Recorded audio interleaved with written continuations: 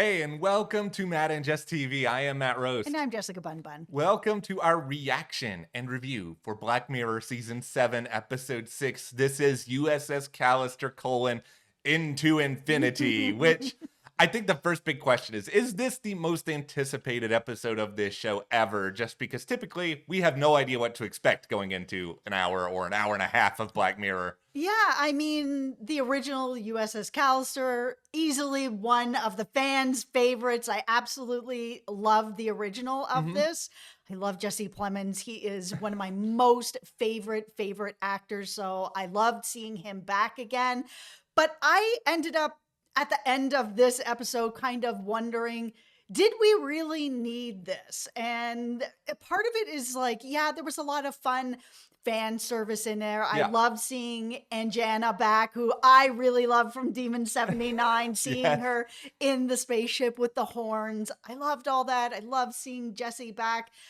But the ending of this episode really had me thinking about it because when we had the first episode, the ending felt more hopeful, which is very rare for Black Mirror, where Yeah. the clones have gotten away, they're in this new space. Anything is possible. And I was like, oh, wow. And I think that was one of the things that I liked about it. I was like, oh, they defeated Robert. They were able to sort of have their own identities out in space. Yeah. Anything is possible. They run into Aaron Paul. I'm the king of space. I was just like, okay, all right. Yeah. This felt really good. Having this ending now where it's not a very good ending for them. We saw Nanette actually get her clone back into her body after the accident. I was like, okay, that's good for her, kind of, except that she has her whole crew still stuck and they're stuck in her head, which is, a less interesting place than space. It just felt very negative.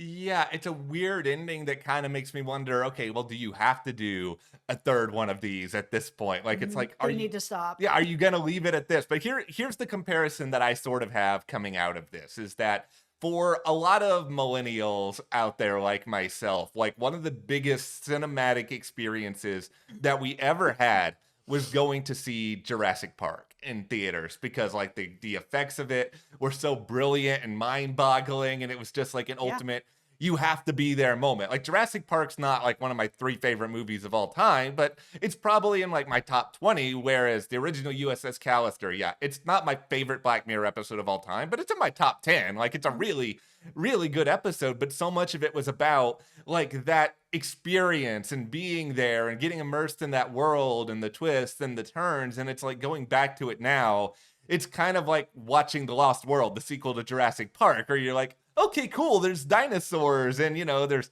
action and there's a lot of the things that I liked about the first one. But after it's over, you're just like, is the magic still there? Like, is it as good? And I know it's rare for sequels to be as good as the original, like Spider-Man 2 with Tobey Maguire. Like, that's one of the good examples to me. But the majority of sequels just don't live up to the hype of the original. And, that's where I am coming out of this. It's a good episode. I enjoyed it. It was fun to be back with some of these characters, but it did not have like that impact on me that the original did, where it's like, I'm not going to go and tell people who I like barely know that you need to go and watch this. And I think that's what the first Callister kind of did for a lot of us. I think that's how I felt as well. I really felt like the first like 25, 30 minutes, that was starting to really drag for me. I actually caught myself on my phone scrolling, which, is not a great sign of if I'm really into something or not. But once they started bringing in near to the end where it was, Jesse Plemons, I just feel like was such an important character and actor and presence in the first one that him missing in that first part, I felt it. Yeah, I felt it too, and I know Plemons is your guy. Like I'm a fan of his, but not to the extent that you were a fan of his. So I was not. I love him.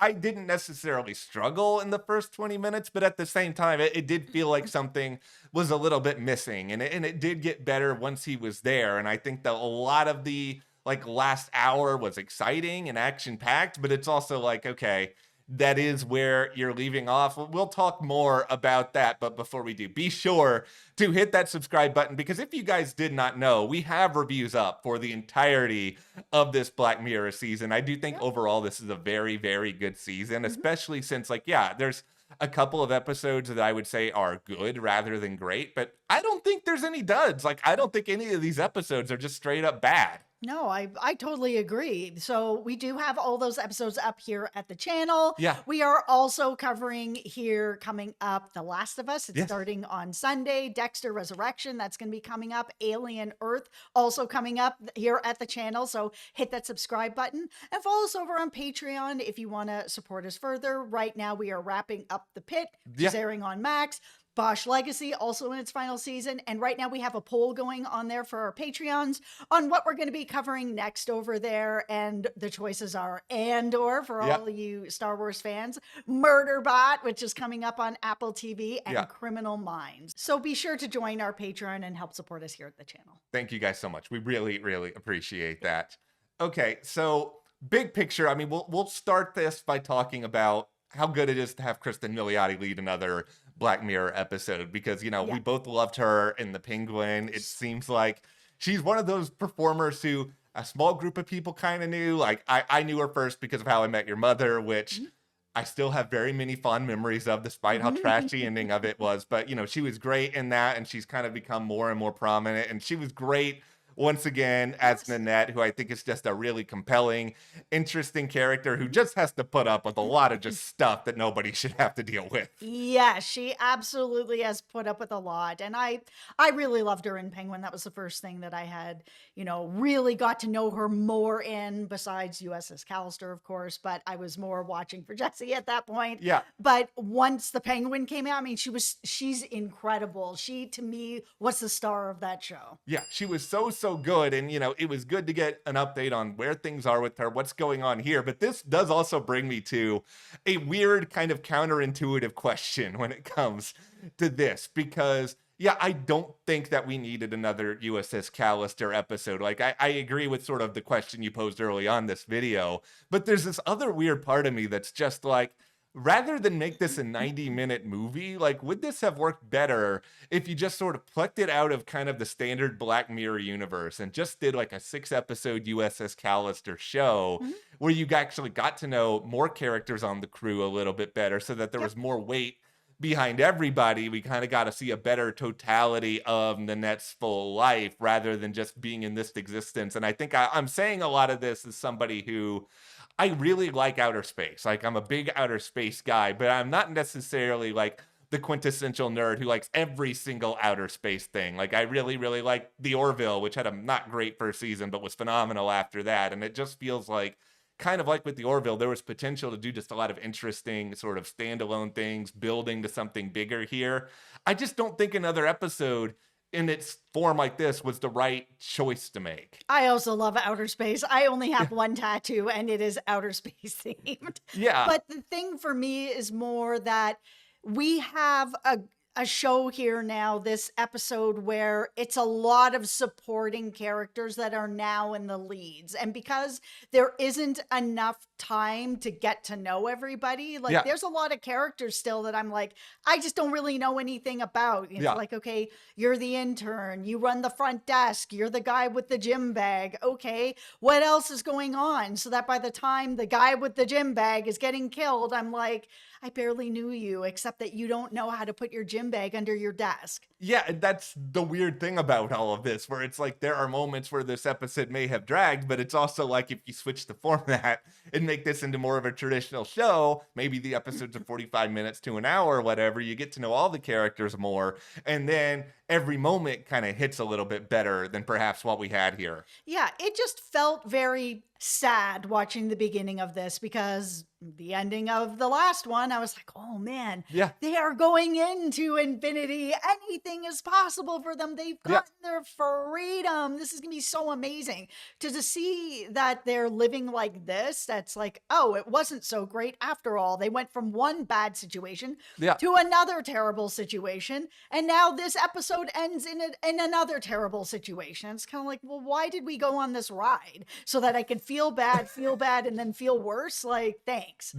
I suppose there's a couple of interesting commentaries in the midst of all this that I did enjoy. Like, one of them was how expensive increasingly it seems to be a part of this game, which I think is Yes. great commentary on, for anybody out there who has played video games like us, the microtransaction age, where it's like, Yes. I used to really like playing basketball video games. Like, I did it fairly often, but for those of you not familiar, like, playing modern NBA 2K is basically just like, oh, you want to spend all this money to buy this virtual currency so that you can improve your stats, and if you don't want to do this, you have to like put 300 hours into it. It's like, I don't want to put 300 hours into a game that's that monotonous where you do the same thing, but it feels like it's kind of commentating a little bit on that, but then also this idea of just ownership, where it's like, you're playing this game, you're being an active participant of it, but they're basically then using you and then creating their own avatars of you that they're then going to use for whatever purpose, because so much of this is about copies, and that, oh, there's these copies of you that are now a part of this. Yeah, and I will say that the part that I also really enjoyed was Walton. I mean, he's such a great actor. It was really cool to see him back playing these two different characters, but to see the Walton that's on the outside trying to work with Nanette on the outside to catch these, clones that are in there, no gamer tags, they're out there robbing people and they got to get taken out. That even when he learns and really realizes that he's got a clone of himself in there, he doesn't care. He's like the ultimate villain at this point. That's like, sure, I'll kill everybody, including my own clone. Who cares? I need to clear this up. So money, money, money. Yeah, and a show like this needs villains, especially a story like this that ends up being kind of personal about all these terrible things that happened in Nanette. Like, you need somebody to deliberately root against, and Walton served that purpose. He coursed really well throughout this episode, and I think they did a good job, obviously, with the action, but also giving a couple little lighter moments here or there, which are important, especially for an ending that was sad. My favorite comedic moment is by far the exit Sandman, and then them getting immediately blown up for it before they even have a chance to correct themselves. I laughed so hard. I'm a Metallica fan. So when that ship showed up with a big M on it, Exit Sandman, I was like, oh no, this isn't going to end well. I know, it's like, I'm not even a huge Metallica fan, but it's like, if you told me name one Metallica song, I could name Enter Sandman. It's like the one song I know. Metallica is so great. So quick story time. Okay. I went to Lollapalooza a million years ago, probably was in the 90s or whatever. And Metallica was the headliner there. And the band right before them, like threw some sort of a fit, like 3 songs in and stormed off the stage. And Metallica was only supposed to play for however long, 90 minutes or whatever it was. And they were like, we're going to play for the next 3 hours. We're going to play their set and we're going to play this set. And I was like, you guys are just so great. You didn't have to do that. Yeah, they just feel like a band who just likes playing. So it's like, that's fun. I've never seen them in concert. I've heard a couple of their songs, but they were really a great little drop within this episode. Yes. And I think Black Mirror, especially this season, like, they've incorporated the real world and the fantasy world together in a way that's really, really sensible, where we can kind of connect with these people, despite the fact that we're not in some sort of world where we have copies of ourselves floating around in virtual spaceships and the like. Was anybody else out there completely like blown away when Nanette got hit by that car? I did not see that coming. That is something that has happened in a million different TV shows and movies. I didn't see that coming at all. I was shocked. There were 2 moments that really blew me away in this episode. One of them was the Demon 79 callback, which I did not see coming. And it was one of those situations where I didn't know while I was watching it whether or not you had watched it already. And I know that you're a huge Demon 79 fan. I love it. The amount of Herculean effort it took me to not be like, guess what's in this episode? It was just like, I knew you were going to love that, but then that surprised With me. the little horn. Yeah. Oh and my goodness. Nanette being hit, like, totally shocked me too. Like, I know that Jesse wasn't announced, and it was really cool of a quote unquote surprise to see him. But I also felt like there was a reasonably good chance he was going to show up at some point. I felt like he was going to show up. How can you have this show without him? He is, the creator of this universe, and the way that they pulled this together. This part of the story I really liked, where Yeah. Walton was like, listen, yes, there's this DNA machine. And yes, this is something that was sort of one of my creations that didn't really work out. But I needed Robert to be working more than he was, where he was like, oh man, I'm only one person. Okay, cool. We're going to clone me, put me in this game, and all I do is work 24/7 in my garage. I was like, that is so Yeah. sad. Oh my goodness, that Robert would agree to do this to himself. Yeah, it's so sad and diabolical and twisted. I think it's just that everything that Jesse was in this episode was great, leading up to, So good. the final showdown with this Jesse and Nanette, which, by the way, if you have to scream, I am a nice guy in succession as many times as he did, you're probably not a nice guy. I'm just throwing that out there. I found it so interesting to see this version of Robert where he really was fun and charismatic and kind and all these other things where, I knew that it was going to end up going this way because he still has that darkness in him. It was Yeah. only like whatever it is, 12 years in the past, 15 years in the past. So, I mean, that part of him is still there.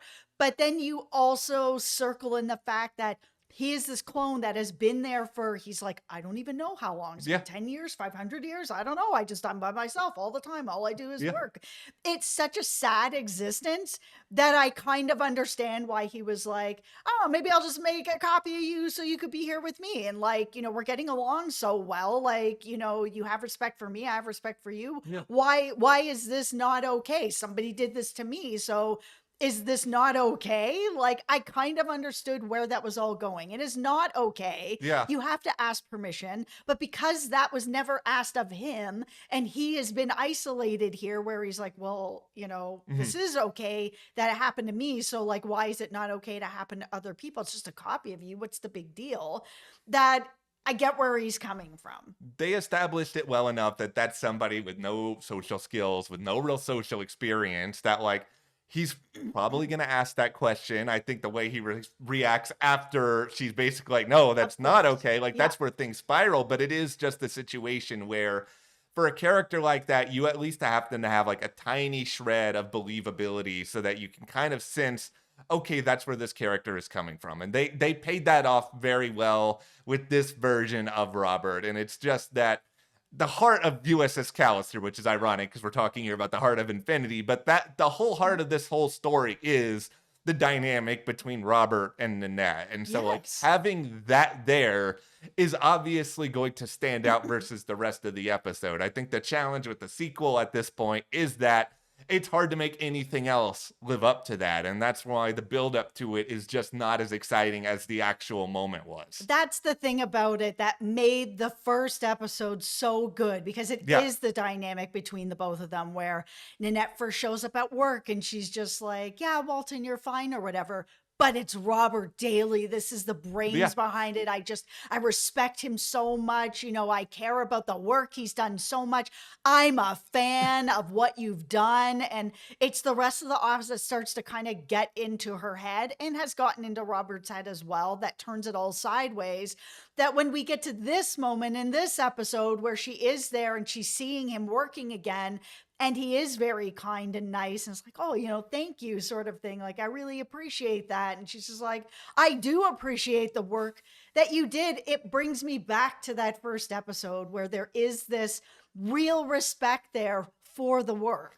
Yeah, and that it's difficult and it's interesting, but it's also human and like this sort of human relationship between, oh, I admire you as a person to the point where initially I'm going to start overlooking some things that end up becoming huge problems. And it's that dynamic that makes this show so complicated and morally interesting. And I like this episode. I like some of the things that it did bring to the table, but it is just, it's weighed down by the lead up to the Robert confrontation not being as interesting as the confrontation itself. And like you said, the ending of it, where it does sort of feel a little bit flat, a little bit, oh, these people are just stuck in her head now. And it does make me feel like, okay, either this episode's going to be really popular and then Charlie Brooker's going to be like, okay, we need to make a third now, or it's going to be unpopular and then he's going to be like, well, I need to redeem myself, so I need to create another one of them. I really hope there are no more of these, unless you're going to clone Jesse again and bring Robert back again, because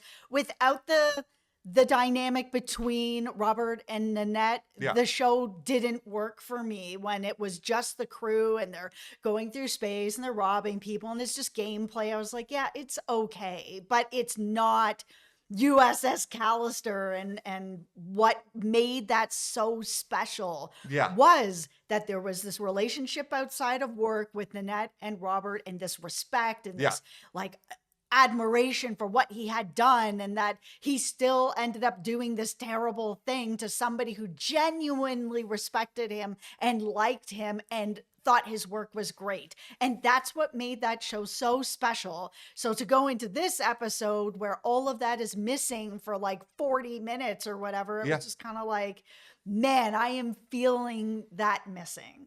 I think Black Mirror just has to be careful when it comes to sequels, because I think so much of what we enjoy about the show is the discovery and getting into this and not knowing what's coming around every corner. And that's why I know they've said, oh, there might be more sequels. And it's like, okay, that's cool. If you have an amazing idea, go for it. But D79.